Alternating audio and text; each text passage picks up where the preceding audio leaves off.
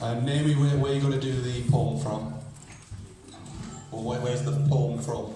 What's the title? Man Who Won Without Fighting. Man Who Won Without Fighting.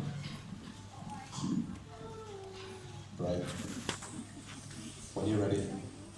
The Man Who Won Without Fighting by Yvonne Nicole.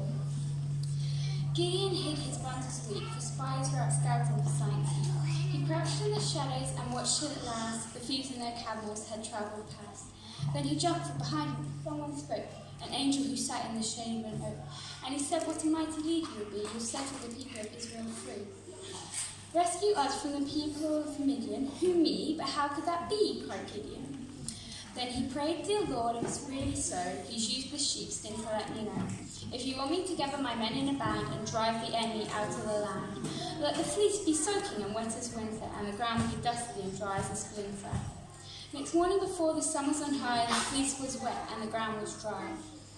But Gideon prayed, "To be sure that I'm right, I'll put the fleece out again tonight. Let the fleece be dry and fluffy and yet the ground around be all soggy and wet." Next morning the ground was damp with dew, but the fleece was dry and good as new. So he gathered an army of men on a hill, and they stooped by a river to drink their fill. Some cupped their hands to their mouths to drink, others knelt with their mouths in the watery brink.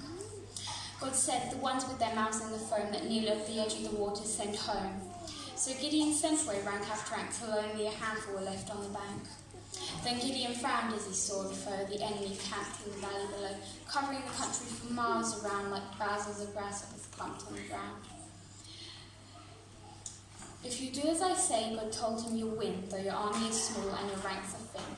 And continuing then, he explained to Gideon how to defeat the army of Midian.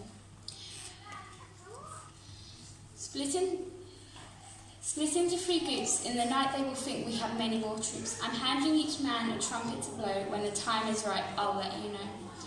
Then shout at the enemy troops of Midian. The sword of the Lord and the sword of Gideon. Now light your torches, but keep them from showing. Put them in jugs to hide their glory. So with torches and jugs to hide the light, they followed their leader late in the night. As they quietly crept up the steep, dark hill, the enemy camp was sleeping and still. At the signal they shouted as trumpets blew, "The sword of the Lord and Gideon too." They smashed their jugs and torches flared into flaring flames of orange and red. The smashing noise, the torchlit glare, the trumpets at night with the scary blare, jolted each enemy's soldier awake, and in the confusion they made a mistake.